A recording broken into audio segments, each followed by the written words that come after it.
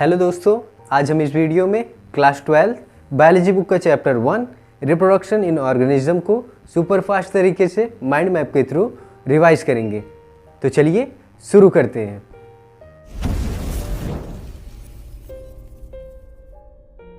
दोस्तों, इस चैप्टर का पहला कंसेप्ट है life span and its phases. What is life span? The period from birth to the natural death of an organism is called lifespan. On the basis of reproduction, lifespan is divided into three phases. First, juvenile phase. Second is reproductive phase. Third is senescence phase. Juvenile phase is the attainment of sexual maturity. Reproductive phase is the initiation of sexual reproduction. Senescence phase is the end of sexual reproduction or old age. यहाँ कुछ organism का life span दिया गया है, जैसे कि crow का 15 years, horse का 60 ईयर्स, मे फ्लाई का 1 डे, पैरट का 140 ईयर्स, टोर्टोइज का 150 years. Concept 2, reproduction. What is reproduction? It is an biological process in which an organism produce offspring similar to itself. In simple word you can say production of an offspring. On the basis of mode of reproduction, reproduction is divided into two types: asexual reproduction and sexual reproduction. Asexual reproduction is the production of an offspring without involvement of gamete. Sexual reproduction is the production of an offspring with involvement of gamete. Asexual mode of reproduction से जो offspring produce होगी वो morphologically और genetically similar होगी among themselves और to the parent also. You can say they are identical with each other and to the parent also. In asexual reproduction the very important term clone is used for such individual to describe who is morphologically and genetically similar. Both plants and animals shows asexual and sexual mode of reproduction. Sexual mode of reproduction in plants and animals को हम chapter 2 और 3 में cover करेंगे। तो चलिए asexual mode of reproduction को in plants and animals में देखते हैं। अब इन प्लांट्स में वेजिटेटिव प्रोपोगेशन के थ्रू होगा, जो कि नेचुरल भी हो सकता है और आर्टिफिशियल। नेचुरल में रूट्स, अंडरग्राउंड स्टेम्स, लीव्स और बुलबिल्स के थ्रू, और आर्टिफिशियल में cutting, layering, grafting, micro propagation etcetera. और इन एनिमल्स की बात करें तो एग्जांपल अमीबा लेते हैं, जो कि है यूनिसेलुलर ऑर्गेनिज्म। ये जब डिवाइड करेगा और जो ऑफस्प्रिंग प्रोड्यूस होगा, जो डॉटर सेल प्रोड्यूस होगी, वो ऑलमोस्ट इक्वल साइज की होगी, तो वो बाइनरी फ्यूजन है। एग्जांपल के लिए अमीबा और पैरामीशियम। अगर जो डॉटर सेल या ऑफस्प्रिंग प्रोड्यूस हो रही हैं वो अनइक्वल साइज़ है या dissimilar in shape and size है, तो वो बडिंग होगा। एग्जांपल है हाइड्रा एंड ईस्ट। स्पोरुलेशन आप एल्गी और फंजाई में देखने को मिलेगा, जैसे जूस्पोर, अल्पाइनोस्पोर, हिपेनोस्पोर। एग्जांपल है क्लामाइडोमोनास। गेम्यूल्स इन स्पंज में आपको देखने को मिलेगा। एग्जांपल है हेपेटिकोप्सिडा। फ्रेगमेंटेशन आपको प्लेनेरिया में देखने को मिलेगा। चलिए मैं आपको एनसीईआरटी बुक के डायग्राम दिखाता हूँ। ये वेजिटेटिव प्रोपोगेशन इन प्लांट्स में है, जैसे eyes of potato, rhizome of ginger, बुलबिल of agave, leaf buds of Bryophyllum, offset of water hyacinth. Animals में ये है अमीबा, जो सबसे पहले कैरियोकाइनेसिस होगा, फिर साइटोकाइनेसिस के थ्रू जब डॉटर सेल प्रोड्यूस होगा, जो कि ऑलमोस्ट सिमिलर होगा। और ईस्ट है, जिसमें बड जनरेट होगा, स्मॉल बड, और फिर ये मैच्योर होके ये बड डिटैच हो जाएगा और ग्रो करेगा। एसेक्सुअल रिप्रोडक्टिव स्ट्रक्चर है, ये जूस्पोर ऑफ क्लामाइडोमोनास है, कोनिडिया इन पेनिसिलियम है, और बर्ड्स इन हाइड्रा है, जो कि आप देखे थे अभी प्लांट्स में भी देखने को मिला था। और यह है गेम्यूल्स, इसको बोलते हैं आर्कियोसाइट, जो कि सबसे इंपॉर्टेंट है। Concept 3, sexuality and reproductive cycle in animals. Animals में दो तरह की रिप्रोडक्टिव साइकिल हो सकती हैं, या तो ओइस्टर साइकिल होगी या तो मेंस्ट्रुअल साइकिल। ओएस्ट्रस साइकिल आपको नॉन प्राइमेट्स में देखने को मिलेगा, एग्जाम्पल काउ, डॉग एट्सेट्रा, जबकि मेंस्ट्रुअल साइकिल आपको प्राइमेट्स में देखने को मिलेगा, एग्जाम्पल के लिए एप्स, मंकी एंड ह्यूमंस।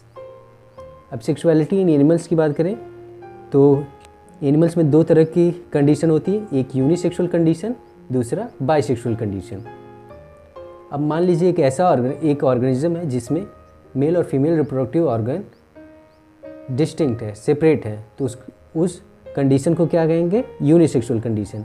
मान लीजिए एक ऐसा ऑर्गेनिज्म है जिसमें मेल और female reproductive organ same organism में है, तो उस कंडीशन को क्या कहेंगे? Bisexual condition.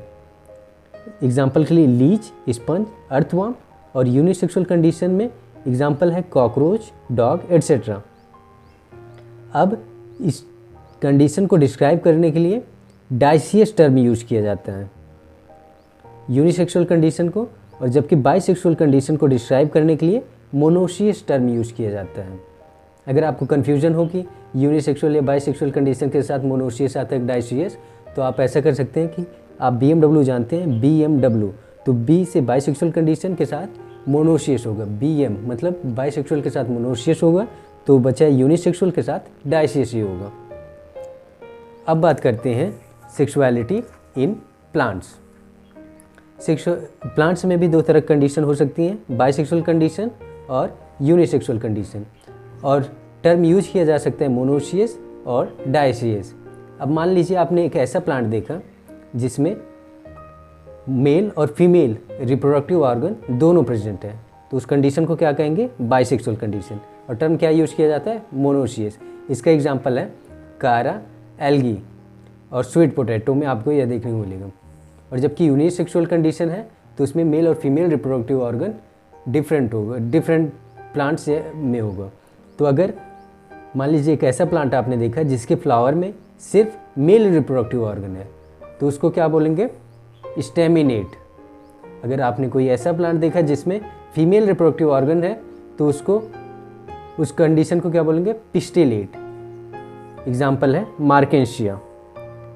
और सेक्सुअलिटी इन फंजाई में देखा जाएगा तो होमोथैलिक और हेट्रोथैलिक होता है।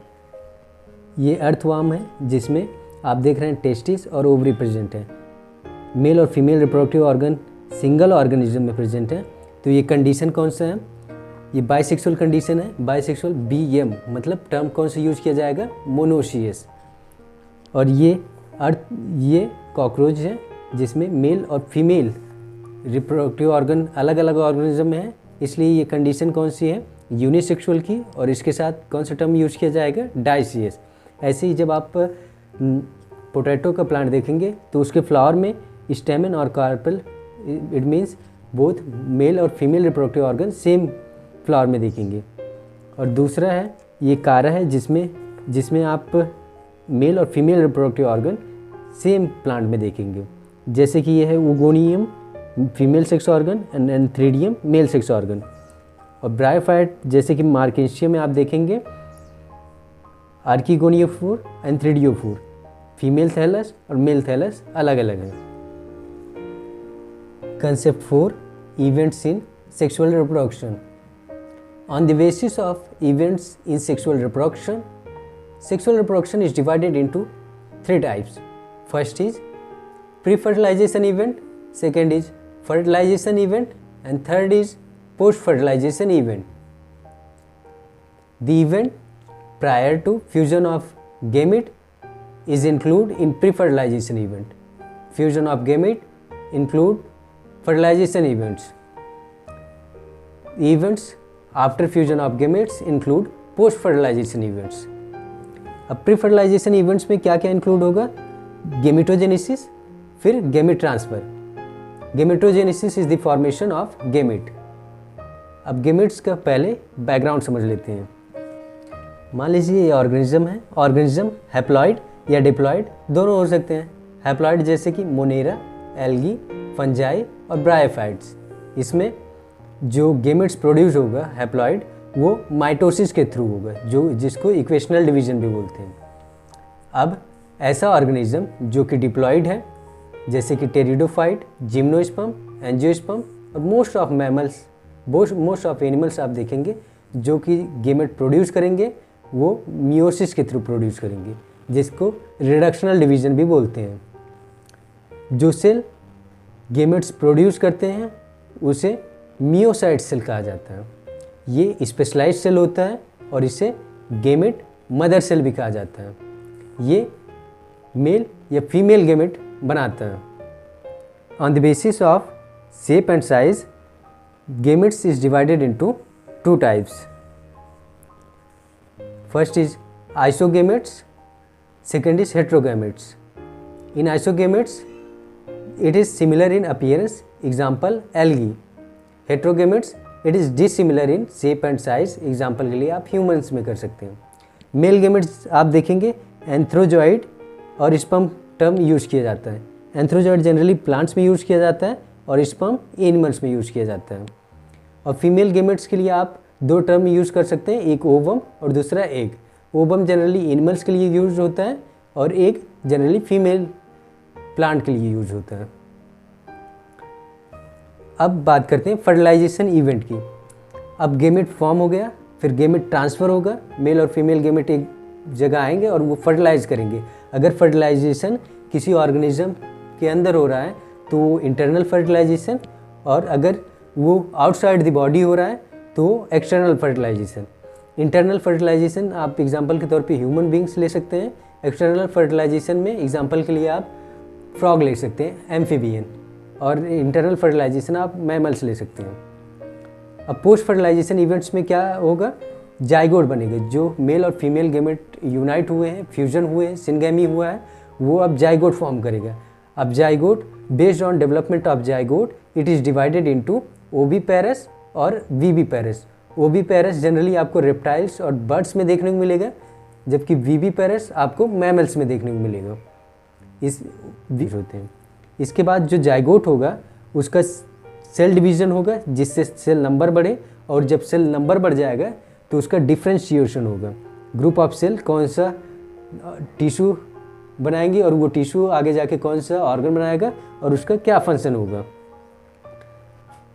फाइनली ये चैप्टर कंप्लीट होता है।